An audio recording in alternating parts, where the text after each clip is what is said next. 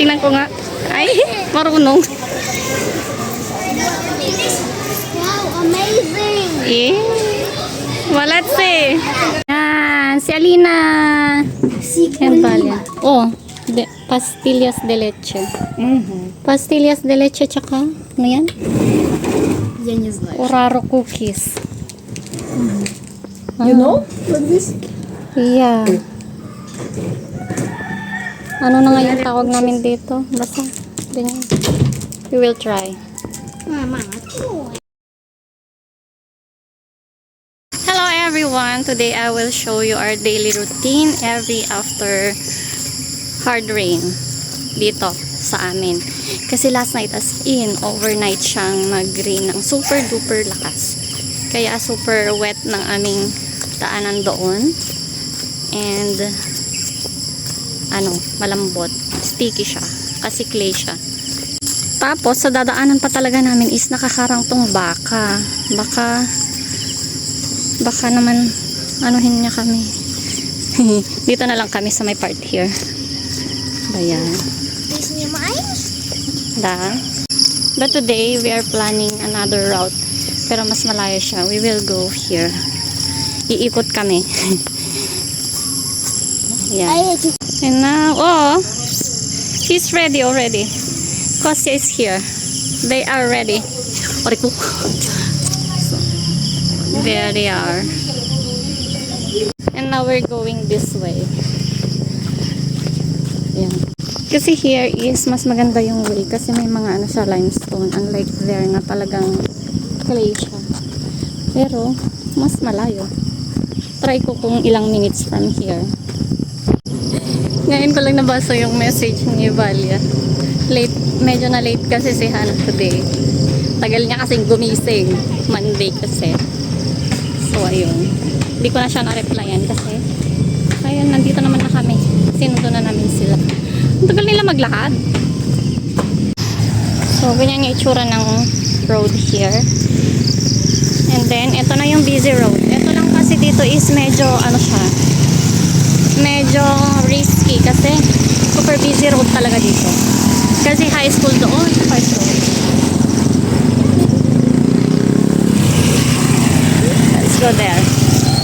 Ayun sila. Dapat talaga maglakad dito ng isa lang.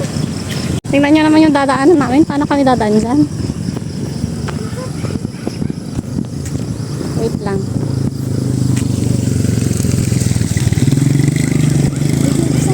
Wala na. Dito na lang. Sa may gilid. Asaro siya tametas costa. Ayan, medyo dito. Medyo mas okay kesa doon. Kaya lang, merong mga parts pa rin na talagang maadi siya. And risky siya dito. Ito na yung high school here. Kaputian National High School. This one is the high school. Tapos, ko kami here. There they are. And then, ito na yung intersection ng dinadaan namin. That one. Diyan kami laging dumadaan. And then go there. Kaya umikot lang kami talaga. So, we will now go here. It takes us 4 minutes from their house hanggang dito sa may intersection. So, yung usual na route nila plus 4 minutes. Tignan nyo man yun. Yung paa niya. Super. So ba yan? Super dumi. And now we're here at school already. Nandito na kami sa school nila. Yan sila. Kostya, aboy! Aboy! Nadaway! Tingnan ko nga. Ay, marunong. Wow, amazing! Eh, walatse. And now I'm going home kasi nahatid ko na sila. And it take us na doble yung kanilang route. Na doble yung time ng kanilang paglalakad kapag ka doon kami sa route na yun. First time namin doon na naglakad, na dumaan doon kasi nagtry lang kami. mga ano, inabot siya ng 8 to 9 minutes na nagpunta na siya. Naglakad kami doon. Oh, good morning, Kuya. Good morning. And this is the best friend of Hannah, si Julina.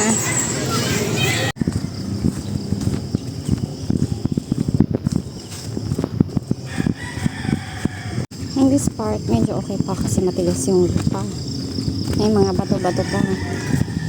Pero, pagdating sa part na yan, yun na. Malambot na ang lupa. From here na siya. Muddy na siya here.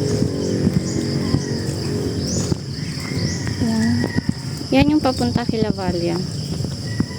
Ganyan yung dadaanan namin if we walk here. Pero, dito ako dadaan. Diyan. Dito, sa part na to. Kasi, mas okay dito ate. Mas okay dyan dumaan. Here kasi mas ano siya, mas matigas yung lupa ng kaunti kesa here. Tsaka mas mahaba yan. Kaya dito na lang kami sa may shortcut.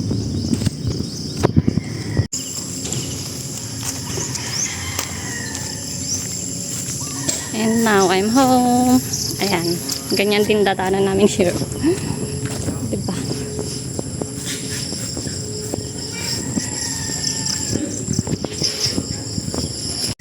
While Hannah's in school, we will now go to buy some fruits and vegetables. Kasi market day today. And sana meron. Kasi last time, sabi nila 10 o'clock pa daw. Eh, aga-aga pa. Pero we will just try. Ayoko maglakad ngayon kasi maputik ang daan. Tsaka ano, madulas. And now I'm here sa vegetable market. And buti naman. Meron sila ngayon. Vegetables. Oh. Kaya, bili na tayo. Ayan, rainy season na kaya sobrang mahal ng kamatis. Gold siya ngayon. 160 daw per kilo. Dati 60 lang, ngayon 160 na. Ayan, nagmahal na lahat ng mga vegetables ngayong rainy season. Parang na-realize ko, parang sa Russia din, kapag ka-winter, nagmamahal din yung mga nila, vegetables nila. Parang ganun din. May ganun din pala ang season dito sa Pilipinas. Кукурузы и этого, талук-бати. Так, Gusto- ну-ка gusto niya посмотри daw ng на алук-бати. меня камеру, давай быстренько. Дай поцелую тебя, красавица. Ito matagal na nagpapabili si Hannah ng ganito. Mahal siya pero sige, try natin bilhin. 160. So, ito na yung mga aking binili. Sa lahat ng yan, 758 pesos na lahat yan. And this will be good for maybe pwede siyang abot ng 1 week. Pwede rin hindi. Sometimes kasi may mga natitira din or sometimes naman hindi na siya nagkakasya for a week. Mga 4 days, 5 days, ganun lang. Depende sa consumables namin. Sa pag-consume namin. Pero, minsan, once a week lang talaga ako nagma-market. We will just wait for my husband here. Hindi ko alam kung saan siya nagpunta. Ay, yun pala, nandun siya sa kabilang, ano kaya binibili niya doon? Nandun siya sa kabilang, ayun, sa kabilang daan. Anong meron doon? Ah, fish! Wait, ngayon lang ako nakakita nagbebenta ng ganon. Puntahan nga natin. Okay? Tapos naman na siya bumili. Ayun, may binili siyang fish. Ito nagbebenta sila ng fish. Here. Oh, сколько это стоит? 230. 230 per kilo daw. Bangus. Ayan, nandito na kami sa bahay. So, I will now clean this one. Ano siya, imamarinate ko lang siya ng calamansi. This one. Calamansi, bawang, and some salt. Yun lang yun. Kasi gustong-gusto nila ng marinated na ganito. Yung boneless bangus ba? Dati, as in talagang ginagawa ko siyang boneless. Pero ngayon, hanggang sa ayoko na magtanggal ng mga tinik-tinik. Kaya ginagawa ko, yung hati-hati ko na lang siya na gano'n. Yung pang prito, tapos yun na yung aking minamarinate. Tapos yung ulo tsaka yung buntot, yun naman yung aking sinisigang. Ito sa part na to, sa taba na to. Mostly sa mga Filipinos na kilala ko, ito talaga yung pinaka gusto nilang part. Pero sa amin, ayaw nila, kaya tinatanggal ko ito. Yung part na yan. Ayan, and our bangus is ready. Nalagyan ko siya ng kalamansi, salt, and garlic. Tapos, lalagay na natin to sa ref para maprito na siya itong mga roll. Yan, dahil trip kong maglumpia ngayon. Yan, lumpia. Si husband ang magsusundo kay Hana. You welcome to for канал My Wife. Дай поцелую тебя. Красавица моя. Let's eat. Дай поцелую. Chote. Very tasty because if not tasty, I no kiss. But very tasty. Na si Hana nandun pa sa CR. Naliligo. Ang tagal niya kasi kaya nauna na kami kumain. Baka mali pa kami. And now Hana's ready to go to school. And ayan, ginamit na niya yung mga clips niya na dinesign niya. Ito na siya. And this one. Покажи, какие ты Tada! использовала. Ayan. Magta-try daw kami ng biscuits. Sabi ni Valia. Yan, si Alina. Yan, Valia. Oh, pastillas de leche.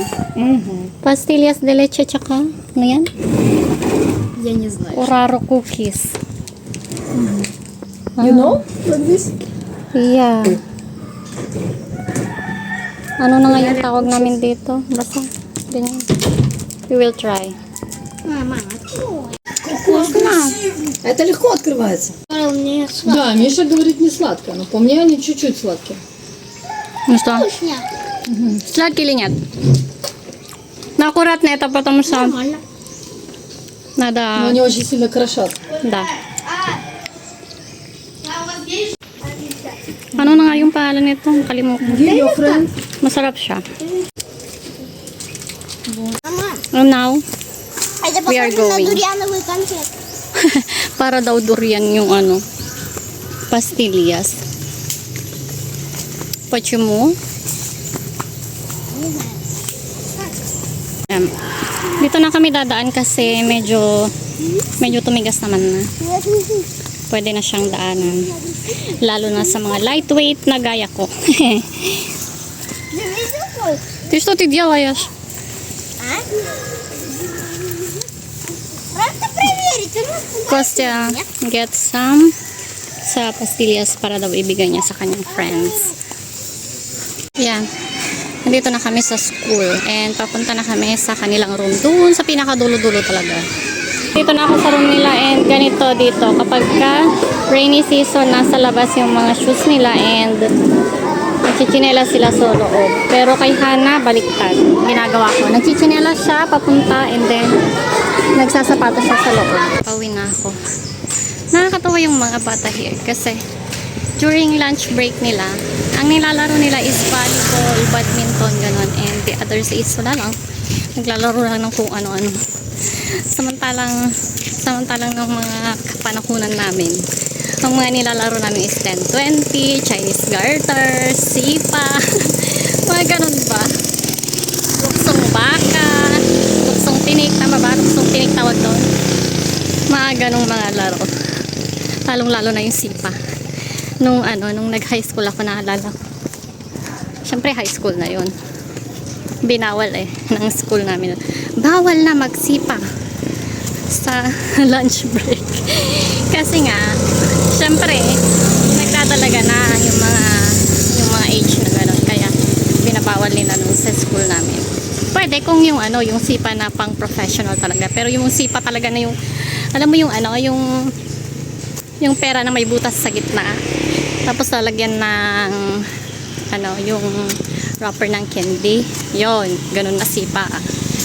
Gusto ko dati na maglaro ng ganun. Pati yung mga 10-20, Chinese garter, mga ganun. Pero ngayon kakaiba.